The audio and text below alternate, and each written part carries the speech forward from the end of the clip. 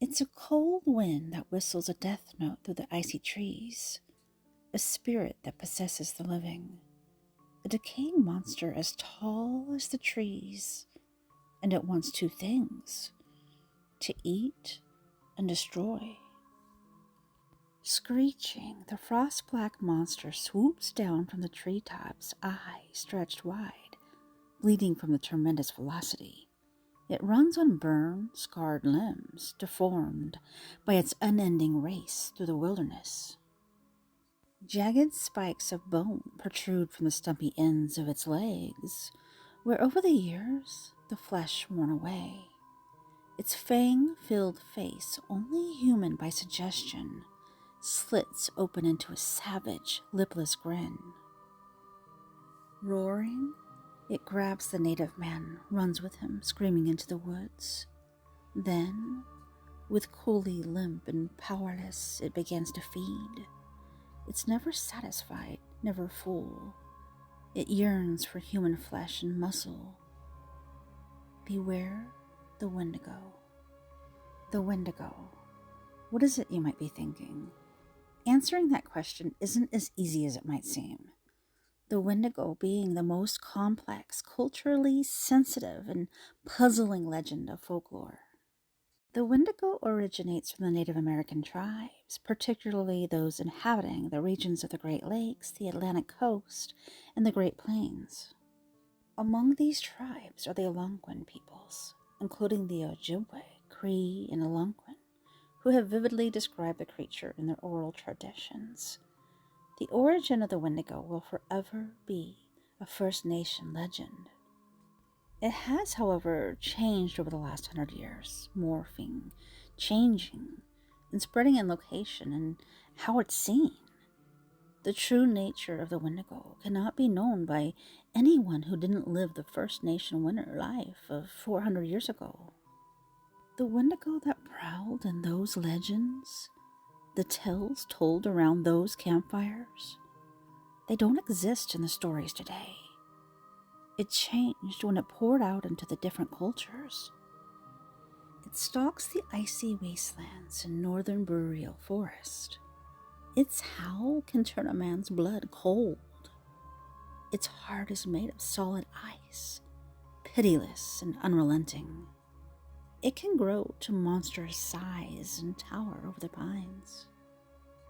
It is mad with hunger and driven by an insatiable desire for human flesh. While there are many legends of monsters that haunt the woodlands of North America, none is more frightening than the dreaded Wendigo. Its native habitat is the boreal forest, stretching from eastern Newfoundland and Labrador to the Rockies in the west, and from north of Hudson Bay down to the Great Lake regions. However, its true abode is the liminal space between myth and reality, existing with 1 foot in the material world and 1 foot in the realm of the spirits. The vast and desolate northern wilderness is the perfect setting for the creature. Not only perfect, but a necessary one.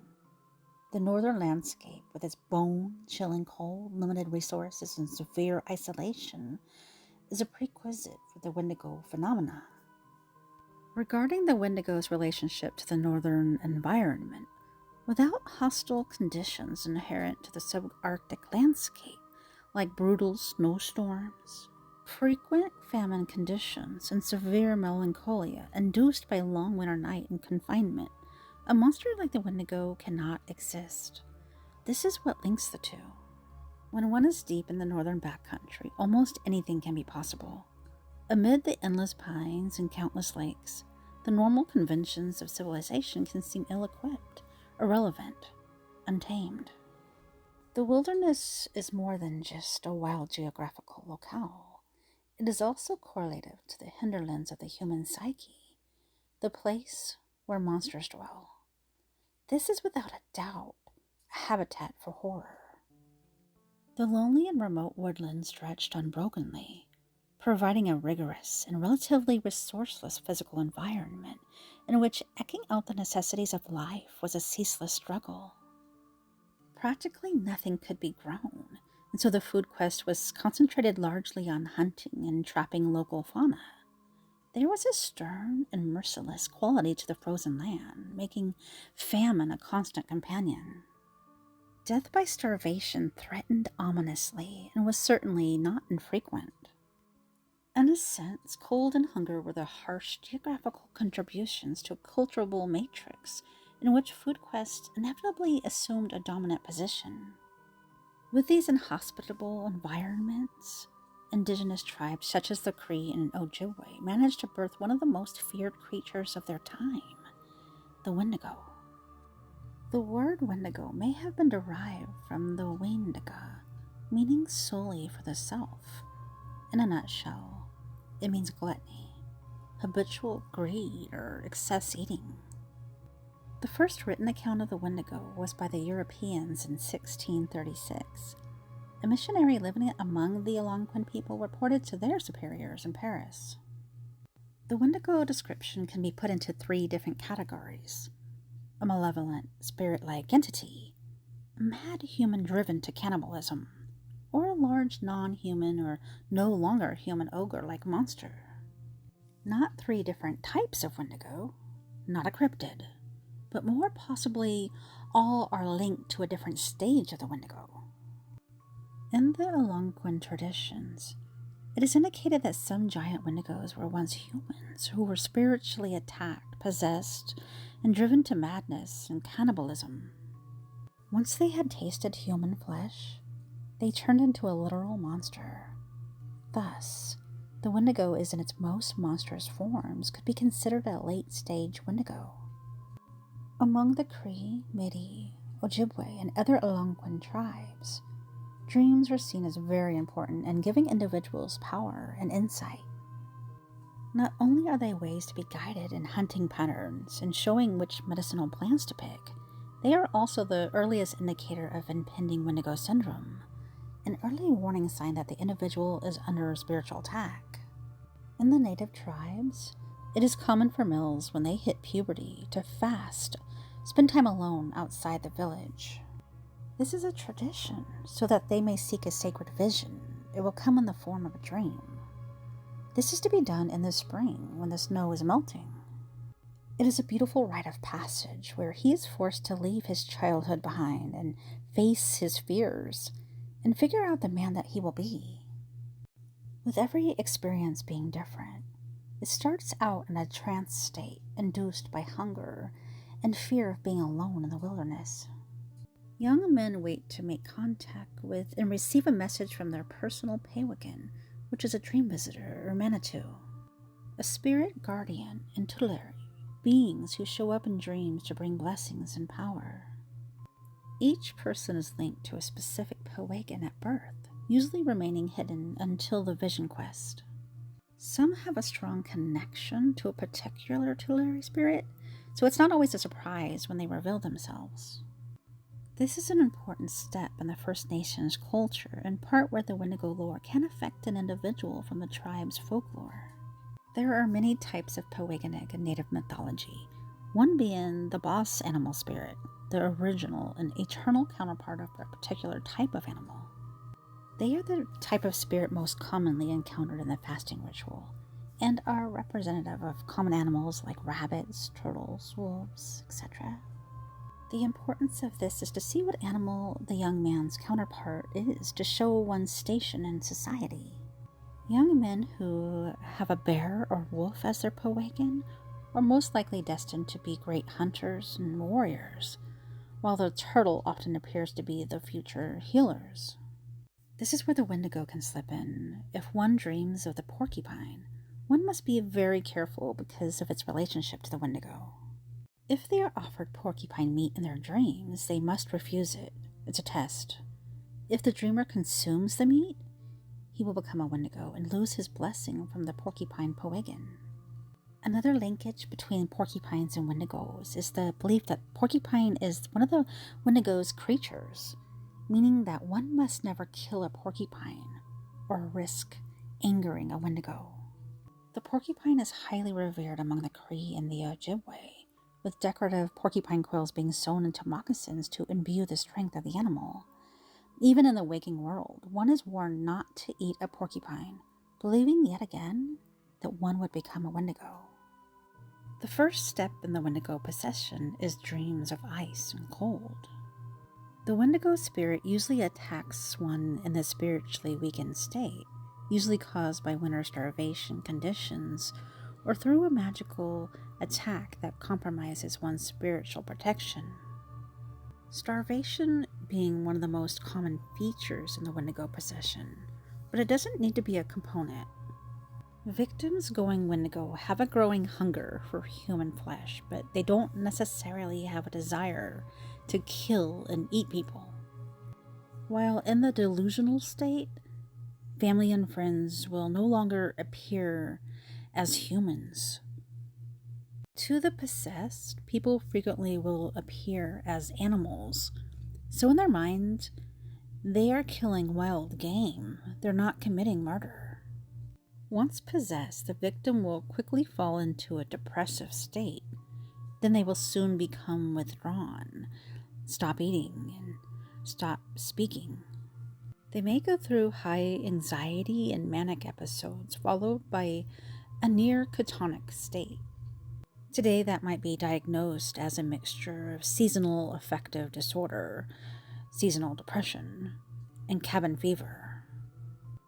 They may become violent and difficult to control in their manic state. Victims may flail around in bouts of terrible visions, revealing paranoia and fears of spiritual body invasion. They feel a strong cannibalistic urge welling up inside of them, making them feel powerless to control their actions. In many cases, the possessed will beg to be constrained or even killed, fearing the safety of their family and friends. Victims, even children who are possessed, become very powerful and very hard to control or constrain. Another symptom of going wendigo is the swelling of the body. Victims were often described as growing large by the indigenous. As the power of the wendigo moves through them, they feel as though they are growing larger and becoming stronger. Their hearts feeling as though they are freezing and having urges to become a cannibal. The sight of their body so swollen, especially in their face, that it would frighten any person. And the final stage of the ghastly process of becoming the wendigo is, of course, tasting human flesh. Once a victim has gone this far, there's no going back, and thus is the start of the physical metamorphosis into becoming the wendigo monster. The wendigo is described best by over 100 Native American hunters who happened to flee in horror at the sight of a wendigo that showed up at their summer camp in 1837. It is described as covered with hair and lacking heels, indicating that they most likely walked on their 4 feet like animals. Some consistencies in the description of the wendigo among the regions being they are tall, very tall. The more they eat, the bigger and more dangerous they become. The older wendigo, the larger and more powerful it will be. Older wendigos being described as standing taller than the treetops. They move like icy juggernauts through the forest, uprooting trees and throwing aside boulders in their path as they rampage through the wilderness. It is at this point that their heart is entirely encased in ice, giving them the moniker of ice hearts. Wendigos are often being described as deathly thin and lanky, gaunt, their skin pulled tightly over their bones, in a continual state of starvation. And interestingly enough, their skinniness not causing them to be weak or fragile, but the opposite, which helps in making them so supernaturally creepy. The Wendigo, so thin and emaciated, yet so powerful and dangerous.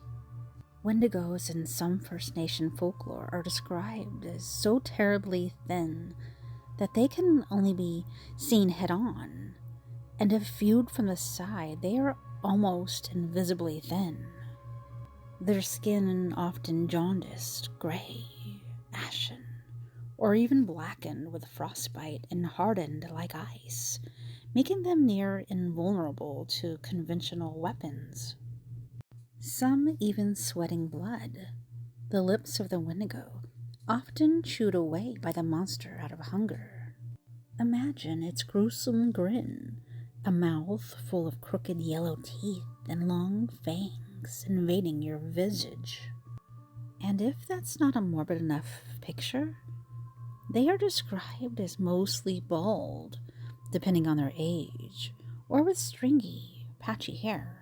Some described as having pale fur covering their bodies, while others describe it as having hair sprouting out of their back that looks like rabbit fur. Characteristics of a wild animal with no need for clothes. Their nakedness an indicator of their feral state, beast of the forest. The Wendigo's supernatural fortitude given them immunity to cold, the bites of insects, and lacerations of thorns and brambles. Another indicator of their wild and lowly existence is their general filthiness, often covered in sap, pine needles, moss, and other woodland debris. In the eastern side of the continent, it is said that they cover themselves in pine pitch and roll in sand. Layers of sap and sand give their skin a hard and stony appearance. And the smell? Oh, the awful smell. Unclean and suffering from separation of the flesh, the Wendigo gave off an eerie odor of decay and decomposition, of death and corruption. In many written accounts and oral narratives, the first warning sign that the Wendigo is approaching is the terrible cry or howling wail. It is often described as a keening, high-pitched wail or whistle that is carried on the wind. Another tells Wendigos make a bellowing sound that shakes the ground, sending entire villages into panic. There are many accounts of the Wendigo's wail causing paralysis to different degrees. Victims are described as frozen in fear and slow to run away. In most cases, people are frozen in their tracks or fall unconscious, making it very easy for the Wendigo to devour its victim. Anthropologist Diamond Jennis describes the howl of the Wendigo. Its breathing is like the whistle of a train, audible for miles, and its shouting weakens the limbs of the Indian that it pursues. Throughout many tales, it is indicated that they can control their size. They can swell up or get big if on a rampage, while at other times they can shrink down to the size of a human. They also have the ability to transform into other animals, like owls. In the land of the Wendigos, owls are viewed with suspicion and dread. It is believed that they could actually be a Wendigo in disguise, or a feathered spy under the Wendigo's control. Owls are considered one of their creatures along with the porcupine. The owl and the Wendigo are common in many ways, being formidable predators and having the same cold-blooded gaze. In fact, the Proto-Algonquian word for Wendigo, Windiqua, means owl among the Meskwaki, Miami, Illinois, and Cheyenne tribes. In many tribes, the Wendigo and the owl have taken on the role as the harbinger of doom. Curing the Wendigo is a step before the victim is fully transformed into the monster. If they do become full Wendigo, though, the only clear answer would be then death. Determining the exact point that someone had fully turned was very subjective. The most common instrument in killing the monster could also cure the victim before it turned. Hot tallow, which is animal fat, was used in 2 ways. The first method being to make the victim vomit up all the ice growing inside of them. Second purpose being to provide nourishment to those who are starving, being that the idea that starvation caused the Wendigo psychosis. Religious conviction, prayer, would be the next cure by putting the fear of the Great Spirit into the victim. Priest would aid in this by cutting off the hair of the victim and hanging it at the entrance of the native cemetery. And those beliefs in the higher power does go beyond the Native Americans. Many pioneers had their very own beliefs. One woman of a tribe who had turned Wendigo killed her whole family in 1850. The tribe sent her to a missionary, where the priest had her kneeling at the church door praying, converting her to Christianity and curing her, illustrating the power of belief and its role in the curing. And believe it or not, another method of curing the victim was through alcohol. It was implemented by them drinking and then sitting them next to a hot fire. Heat and the liquor would flow to the heart and thaw the ice forming inside the body. And of course, the powerful shaman played a very crucial part in curing, as they did in the societal workings of the first native people. Shamans were highly revered and tremendously feared due to the power and knowledge that they held. Shamans owned a wide array of tools and rituals to aid in those seeking recovery. A shaking tent was used, where the shaman would construct a tent to summon the spirits responsible for the Wendigo possession and confront them or enrage them in battle inside this visibly shaking tent. Powerful animal spirits were also summoned to help in the battle. Another cure being dog sacrifice, this being the most obscure method of curing for sure. But many researchers claim that dogs were actually enemy to the Wendigo and used as protection from it. So often the barking of the dog would alert against the Wendigo, coming in to attack. We know the tools for protecting ourselves from the supernatural and the non-human beings, but sometimes rituals, protection dances, prayers, and offerings just aren't enough. Even as obscure as some of the curing methods were, sometimes it just wasn't strong enough against the all-powerful Wendigo. The next step being to kill the flesh and blood Wendigo. You could destroy the Wendigo in many ways of death, but the most common way of killing the future Wendigo before truly turning was through strangulation, an axe to the head, shooting, or stabbing the person to death. Then there is the form of death for the fully transformed cannibalistic ice monster. Because fire was viewed as such a powerful force, it's no surprise that it was used in putting an end to the paranormal creatures. And it is important to burn all of the body. If not properly burned, it would come back alive and be stronger. Fire was a sure way to completely destroy the creature with a heart made of ice, making it totally sure that you distinguish the life out of it. Tallow, which is the animal fat. This method is not clear in the fact that it would kill the Wendigo or meant to cure a victim suffering from the Wendigo possession. You must heat the fat to the point where it can be poured down the throat of the Wendigo, causing it to melt the beast's icy heart, killing it immediately. This method could be difficult at that time, where there was a shortage of game during the fur trade era. Kettles. They were the only hardware that Wendigo were known to carry with them. They were used by the Wendigo to cook their victims. They also may have liked keeping kettles close because they were also used as a weapon against them. Some Wendigos being pushed into kettles in some of the fables. Hot kettles were used to melt the animal fat to melt the Wendigo's heart. Killing it with a silver bullet. Although this might be a more modern way when the idea came from the lore of the vampire and the werewolf, who were both said to be susceptible to silver. Killing the Wendigo by cutting out its heart, or cutting it to pieces, was another way of destroying the beast and burying its body on all four corners of a town.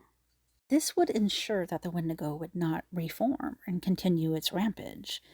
Often, logs were stacked above its grave as a precautionary measure. Another sure way of destroying the flesh and blood Wendigo was to kill it and cut out its heart and burn it. Burn that heart. A popular way of killing the Wendigo was by burying an axe in their brain. Not a lot of weapons could match the sheer ferocity of the axe. Dozens of Wendigos met their fate by the use of it. One of the most applied means of killing the Wendigo was through strangulation. It was the simplest way in being that you needed no specialized tools. You could just use your hands or even the victim's hair. It was very important to strangle them and not let them die naturally. Therefore, they couldn't pass through the victim's breath, but forever remain imprisoned in the dead body. Allowing the Wendigo to escape out of the body, they could run into the forest, frightening game away and causing famine.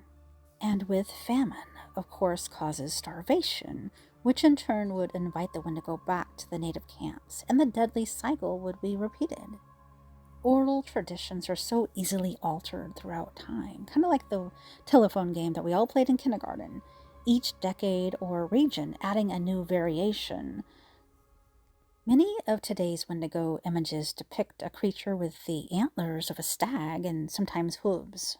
And a lot of people don't understand that this is not the traditional Native American image of the Wendigo. It's possible that today's artists are not familiar with the actual history of the Wendigo lore, the original Wendigo image being so obscure. The antler description likely originating in 1944 from the illustrator Matt Fox's interpretation of the Wendigo.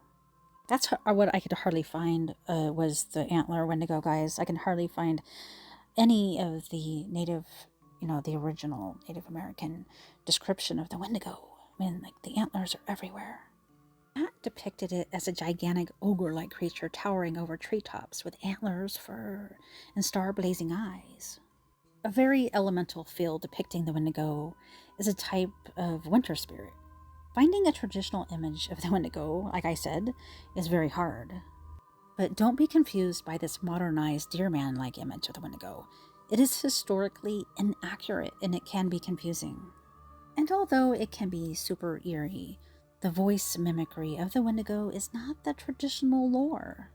It's just another Hollywood vibe added to the effects, when traditional lore is by far obscure on its own to make us shit our pants.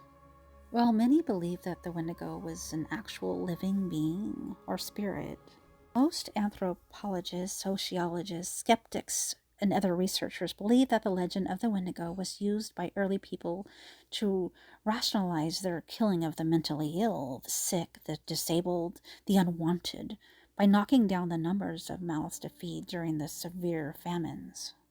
In order to appease their guilt, they manifested the Wendigo and the Wendigo possession. In the end, anthropologists believe the legend may have originated as a cautionary tale about the importance of community. The lore of the Wendigo to the early Native Americans was once revered. Even saying the word Wendigo was a taboo, frightful. They were very fearful of the legend. It was passed down from one generation to the next in the oral storytelling. Luckily, there are many who have spent many years researching to keep the traditional lore together and to keep it from dying out for the future generations. I, with the help of Ryan, my friend, a very good cryptid lover researcher, has led me to two individuals who have studied the Wendigo for a long time, going the extra mile to learn the original lore. And they have put all of their knowledge into this book called The Wendigo Lore, which I now have in my collection. It is a great book, especially if you're serious about learning the traditional lore and the history of the Wendigo. I, for good reason, have only grazed the tip of the iceberg, and I hope I did okay. I hope I did okay. I hope I did good. I only gave so much information that I read so that you guys would want more. because there is so much more to dive into and learn about the traditional Wendigo before it was changed into this antler Wendigo that could mimic your loved one's voices. I mean, it was already so obscure and feared. I will put the link to the Wendigo lore in the description, guys. Please grab it up. If not, you are totally missing out. I want to thank Ryan, my go-to crypto lover, for pointing me the way. Thank you, Kevin and Chad, so much. You did awesome on this book. Thank you all for watching, and I hope you all enjoyed it. If you did, please hit that like and share, please. And let me know what you think in the comments. Leave those comments. I love you all, and I will see you next time on Tales Told in the Dark.